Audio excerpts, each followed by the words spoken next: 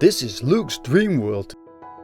Inside Saturday, part 26. Hey everybody, welcome back. I have a bit of a long quote, but I think it's interesting because of what I told you already this week about secrets. As long as you keep secrets and suppress information, you are fundamentally at war with yourself. The critical issue is allowing yourself to know what you know. That takes an enormous amount of courage. It's from Bessel A. van der Kolk. Well, I told you about the brain and how it works, and what I don't want to be is in war with myself, for sure. So that's why I try to know what I'm thinking, and I'm kind of monitoring the process, and sometimes it feels like I stepped in a trap and I'm still ruminating and have negative thoughts. So it's not that I will be able to be always positive, and I don't think you need to be always positive because that's not working. But I try to keep my mind clear, and I try to stay as positive as possible. And this is how it works for me. So I don't know how it works for you, but you can try it.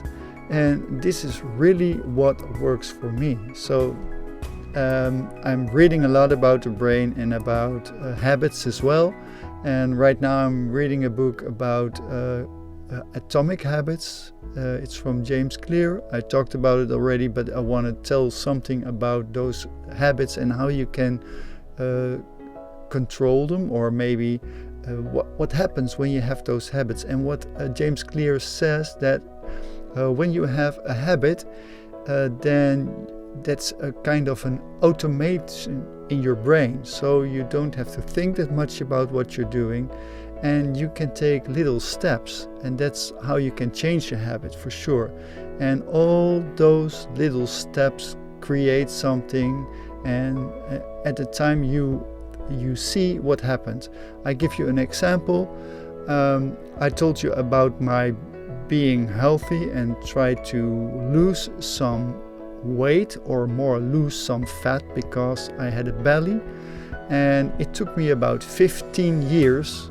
And it were very simple steps, by try not to eat that much, try to avoid sugar. I've told you about not drinking milk lately. I'm experimenting with food. I try to eat as healthy as possible, with vegetables and fruit and some I took some of the oat in my yogurt, and this is a dairy product I still use, so I have a variation of all kinds of food, and I think that's a healthy way to eat. And what I also feel is I feel fine. I know when I'm eating, I get energy from it, and I think that's the purpose for eating as well.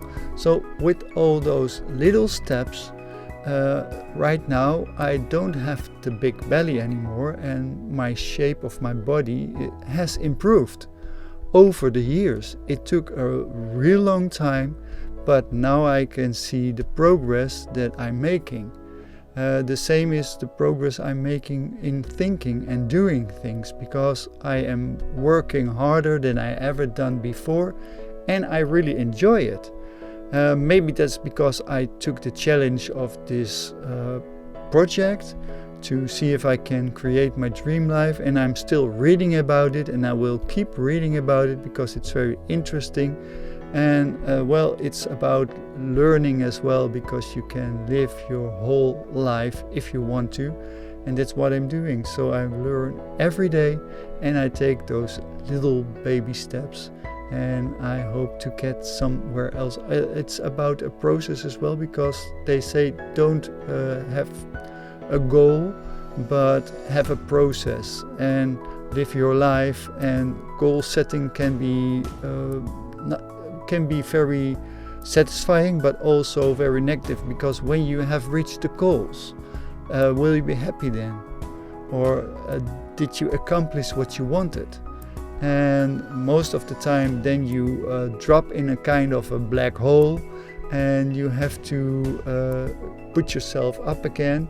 So maybe it's better not to use one goal, but go for a process of, for example, I want to create a healthy life, and this is what I'm working on, and the goal is very broad, and I want to learn a lot.